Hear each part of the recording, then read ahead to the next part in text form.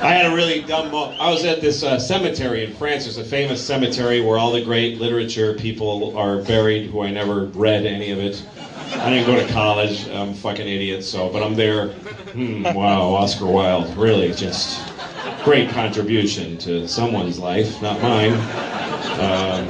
But anyway, I had a really dumb thought at this cemetery. You ever have a thought and you go, what the fuck, how dumb am I? You ever hear your own brain and go, wow, I'm the dumbest person ever? Here is the dumb thought, I'll explain it to you. I was at the cemetery and I'm reading all the tombs. And they all say, you know, born 18, whatever, died, the dates and the names. And then there were more modern parts of the cemetery. And I saw a guy born 1967, same year as me. And he died in 1997. And I thought, well, that's sad. He died 30 years old, you know? Then I found another guy born the same year as me, also 1967, and he died when he was about 42. I kept finding people born my year who died young. And I thought, is there something about my year that they all died so young? I started getting depressed, so I started looking actively, literally hoping to find somebody born the same year as me who died much older.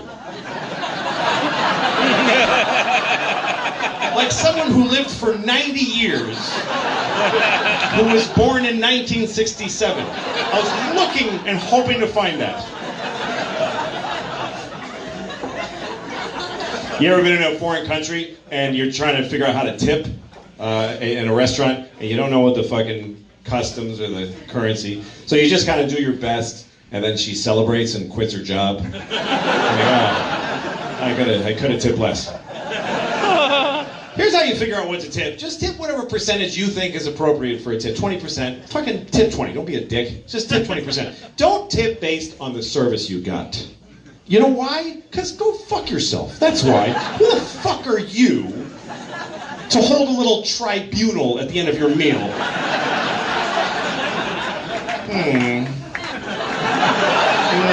What shall we give her? She was quick, but not friendly.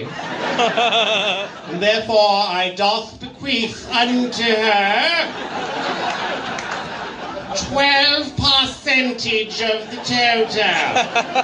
Fuck you. Give her fucking 20%. It's not about what she earned, it's about what you owe, you piece of shit. You don't know her. You don't know what kind of fucking day. You think a waitress wants to fucking give you food? Fuck you.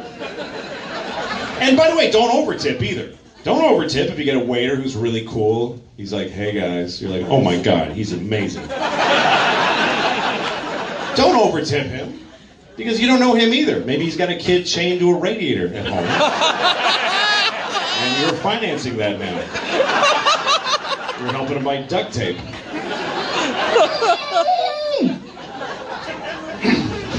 I never believe people who are tied up in movies. You know, somebody's like, fucking wiggle more, you'll get out of it.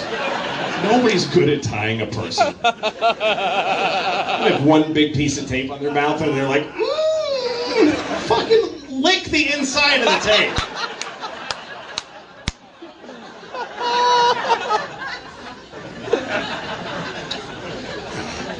I'm not healthy. I've been trying to get a little healthier. I'm 51, so everything works, but everything hurts.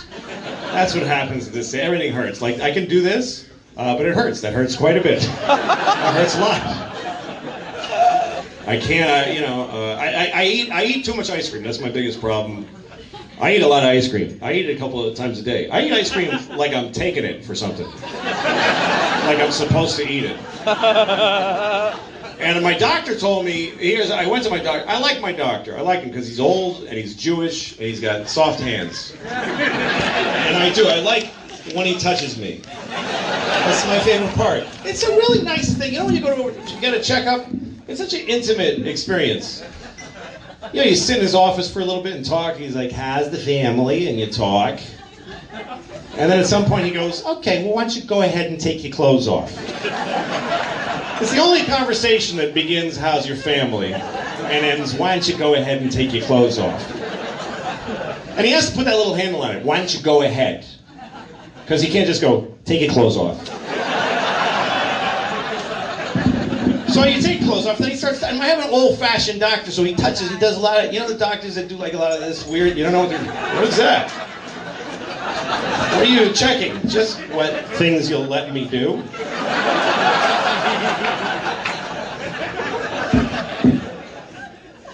And my favorite is when he does this thing. You know when your doctor does, oh, that's such a beautiful little moment. He gets his face right here, and he just goes, looks at me with love and concern.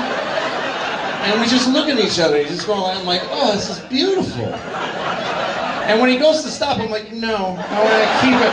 I love it. I love that moment. I like when he tests like my reflexes and stuff, because I get really proud of my results. I suspect I might be amazing in those ways. Like, you know when your doctor pushes down your toes, and he says, don't let me push your toes down. And I'm like, and I really want him to be impressed though. I want him to go like, oh my God. No one has ever resisted my hands. Sir, your country needs you. I want him to get on the phone. No, I couldn't push his feet down at all. Not at all. Get here quickly.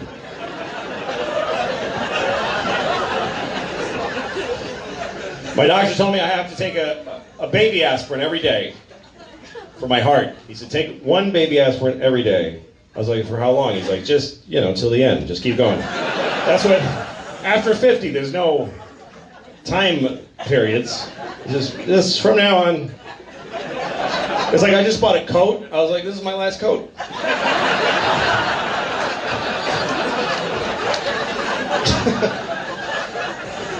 Anyway, he also said, I have very high cholesterol. He said, you have alarmingly high cholesterol. I said, how high is my cholesterol? He said, it's supposed to be 70. That's my number that I'm supposed to have, 70. He said, I said, what's my number? He said, all of it. All of cholesterol. He said, what do you eat? I said, ice cream. And he said, you need to stop eating ice cream. I said, you need to go fuck yourself. And don't ever touch me again, you old faggot. You old fucking Jewish fag. Get your fucking hands off of me. Hey, he's just fucking with my ice cream. I get upset.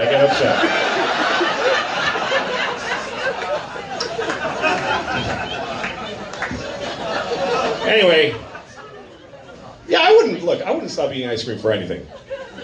He said, if you stop eating ice cream, you'll live longer. I'm like, give me another reason. That's not good. Because there's not any reason that would make me stop eating ice cream. I love it too much. Even if it was for an important global reason. Like if somebody said to me, if you stop eating ice cream, every orphan will have a home. I would say, first of all, I don't believe you. And even if it were true, I wouldn't do it. You know why? Because you can't just have no orphans. You can't suddenly have no orphans. That's irresponsible to... You have no orphans, next day you have too many mice or whatever they eat. I don't know what they eat.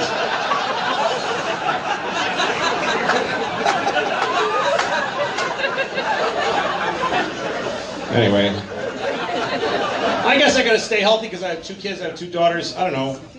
I was married for 9 years, we had these 2 kids, now we've been divorced 9 years, easily better. I like this better than the marriage. Why the fuck would you stay in a shitty marriage? I don't understand it.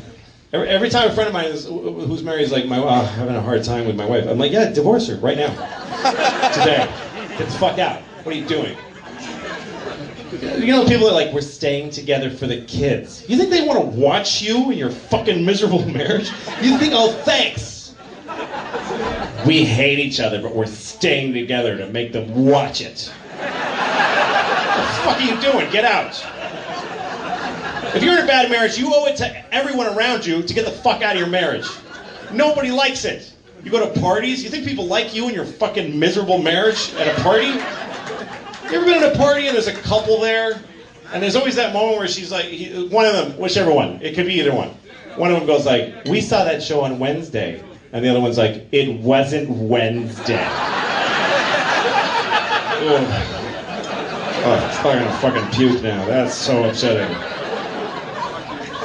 I was on a plane once, and there was a couple coming on the plane, and the woman sitting next to me and her husband, they sat him somewhere else. So she comes over and she says, would you mind moving so I can sit with my husband? And he's behind her, he's like... and I didn't know what to do. They were putting me in a tough spot. Because I'm on his side. I don't want him to have to sit next to her, but I don't want to fucking sit next to her either. So I just didn't go on the trip. I got off the plane. It's a true story. I just got off the plane, went home.